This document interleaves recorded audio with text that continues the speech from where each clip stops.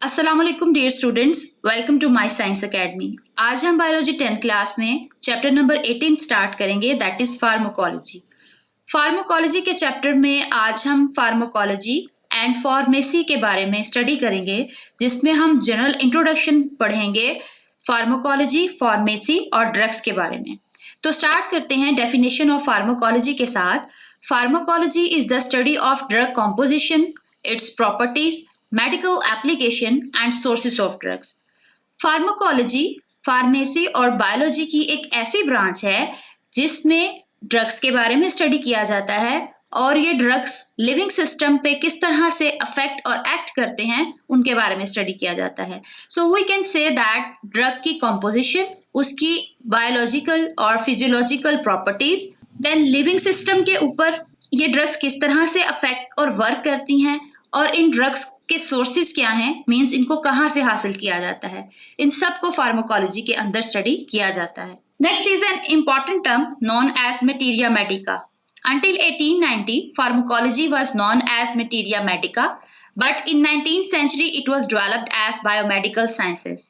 19th century से पहले 18th century तक फार्माकोलॉजी के लिए जो टर्म यूज की जाती थी that was materia Medica. Now what is this materia Medica? Materia Medica is a Latin term from the history of pharmacy for the body of collected knowledge of the remedial substances used in the practice of medicine. Materia Medica एक Latin term है जो कि pharmacy की history में medical science की ऐसी branch को बोला जाता था that was concerned with the study of drugs, means ऐसे रेमेडियल सब्सटेंसेस और ऐसे ड्रग्स जिसको डिफरेंट डिजीजेस के ट्रीटमेंट के लिए यूज किया जाता था। Next is pharmacy.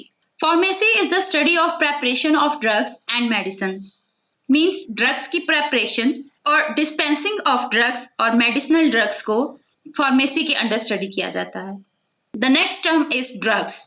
A drug is any substance that causes a change in an organism's physiology or psychology when consumed, or a chemical substance that is used to treat, cure, prevent or diagnose a disease or to promote well-being. Drugs ऐसे तमाम chemical substances को बोला जाता है जिसे living organisms में different diseases को diagnose करने के लिए, उनके ट्रीटमेंट के लिए, क्योर के लिए या उनको प्रिवेंट करने के लिए यूज किया जाता है।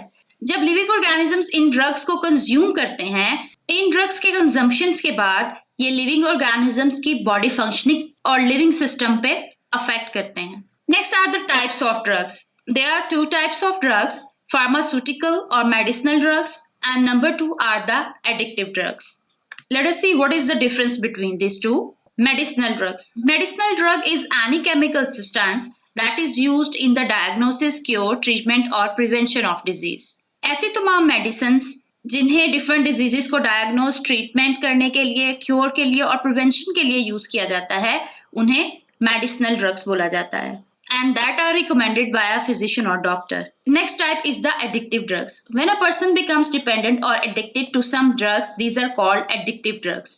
Addictive drugs ऐसे drugs को बोला जाता है जो कि किसी पर्सन के बिहेवियर और ब्रेन को इस तरह से अफेक्ट करे कि वो इंसान इन ड्रग्स के लीगल और इलीगल यूज को कंट्रोल करने के काबिल ना रहे, उन्हें एडिक्टिव ड्रग्स बोलते हैं।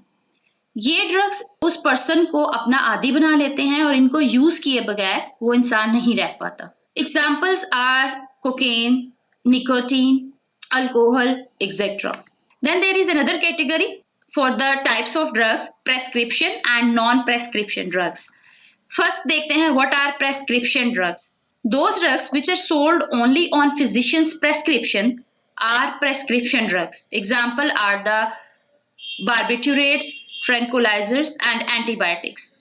ऐसे तमाम ड्रग्स जो कि किसी डॉक्टर या फिजिशियन के प्रेस्क्राइब करने पर बेची जाती हैं उन्हें प्रेस्क्रिप्शन ड्रग्स बोलते हैं, like pain killers, antibiotics, etcetera.